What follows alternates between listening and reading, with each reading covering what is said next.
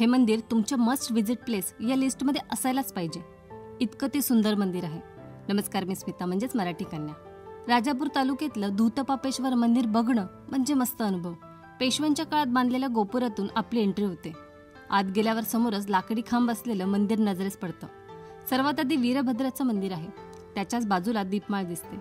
मूळ मंदिराचा सभामंडप हा लाकडी नक्षीदार खांबांचा आहे, ज्यावर जबरदस्त कोरीवकाम केलंय. नंदी सुद्धा खूप सुंदर कोरलाय.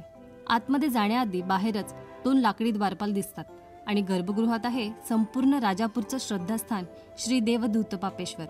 शिलाहार काळात मंदिराचं बांधकाम झालंय. पुढे पेशवे काळात लाकडी बांधकाम करण्यात आलं. मंदिराच्या मागच्या बाजूला कामेश्वराचं मंदिर आहे आणि इथली सगळ्यात खास गोष्ट म्हणजे ज्या भागात हे मंदिर आहे तो निसर्ग. मृडानी नदीच्या काठावर 2 डोंगरांच्या मध्ये हे मंदिर बांधलंय. इथला निसर्ग बघत वेळ कसा जातो तेच समजत नाही. मंदिराच्या बाजूलाच कोटीतीर्थ नावाचा धबधबा आहे. जुलै ते नोव्हेंबर या महिन्यात आलात तर हा असा सुंदर नजारा बघायला मिळतो. नदीवर एक पूल बांधलाय. त्यावरून चालत पलीकडे गेल्यावर दत्ताचं मंदिर लागतं. इथे शांत बसून फक्त निसर्ग बघत राहावा, इतका तो सुंदर आहे. कधी राजापूर भागात गेलात तर इथे भेट द्यायला अजिबात विसरू नका. भेटूया पुढच्या व्हिडिओमध्ये. तोपर्यंत ओके, बाय.